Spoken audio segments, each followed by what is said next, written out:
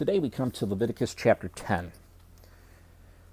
Now, chapter 9 was an interesting chapter, the inauguration of the priesthood, and it ended on quite a high note, quite an amazing note. Sounds something like we would see in a modern performance today, where after they prepared these animals for sacrifices, chopped them up, and put blood on all the sides of the altar, etc., it says in the last sentence there, or two sentences, fire came from the Lord,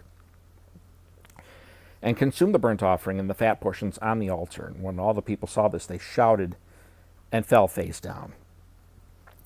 Can you imagine the scene? You know, this isn't the 21st century or even the 20th century with all the theatrics and the fireworks and the explosions and the things you can go see in a modern day concert. These are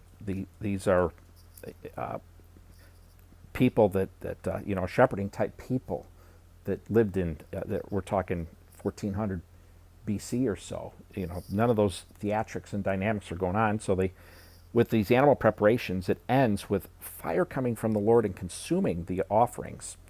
And the people shouted and fell face down, understandably.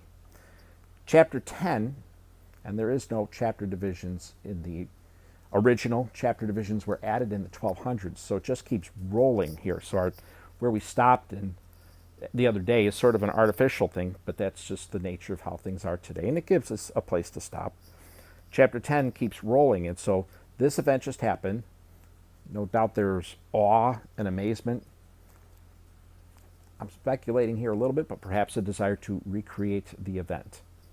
But what happens here is, and I won't interpret more than that or speculate any more than that, but what we have here is a sad follow-up to that scene. So chapter 10 begins with Aaron's sons, Nadab and Abihu, each took his own fire pan, put fire on it, placed incense on it, and presented unauthorized fire before the Lord, which he had not commanded them to do.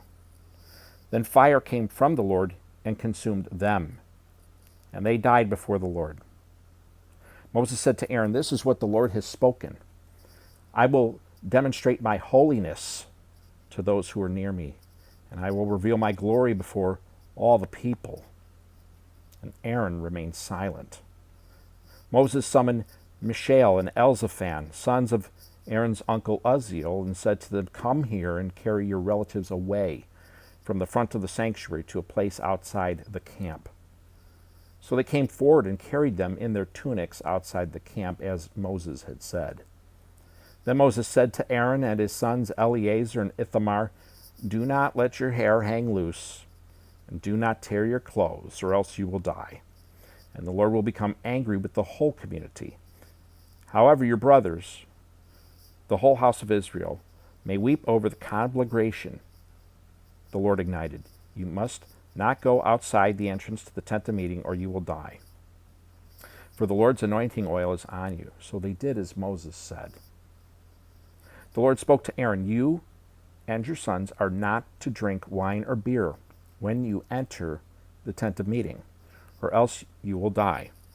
This is a permanent statute throughout your generations. You must distinguish between the holy and the common, the clean and the unclean, and teach the Israelites all the statutes that the Lord has given them through Moses." Moses spoke to Aaron and his remaining sons Eleazar and Ithamar, "Take the grain offering that is left over from the fire offerings to the Lord and eat it prepared without yeast beside the altar. Because it is especially holy. You must eat it in a holy place because it is your portion and your sons from the fire offerings to the Lord, for this is what I was commanded. But you and your sons and your daughters may eat the breast of the presentation offering and the thigh of the contribution in any ceremonially clean place, because these portions have been assigned to you and your children from the Israelites' fellowship sacrifices. They are to bring the thigh of the contribution and the breast of the presentation offering, together with the offerings of fat portions made by fire, to present as a presentation offering before the Lord. It will belong permanently to you and your children as the Lord commanded." Then Moses inquired carefully about the male goat of the sin offering, but it had already been burnt up. He was angry with Eleazar and Ithamar, Aaron's surviving sons, and asked, "Why didn't you eat the sin offering in the sanctuary area? For it is especially holy, and he has assigned it to you to take away the guilt of the community and make atonement for them, before the Lord. Since its blood was not brought inside the sanctuary, you should have eaten it in the sanctuary area, as I commanded. But Aaron replied to Moses, see, today they presented their sin offering and their burnt offering before the Lord. Since these things have happened to me, if I had eaten the sin offering today, would it have been more acceptable in the Lord's sight? When Moses heard this, it was acceptable to him. Leviticus chapter 10.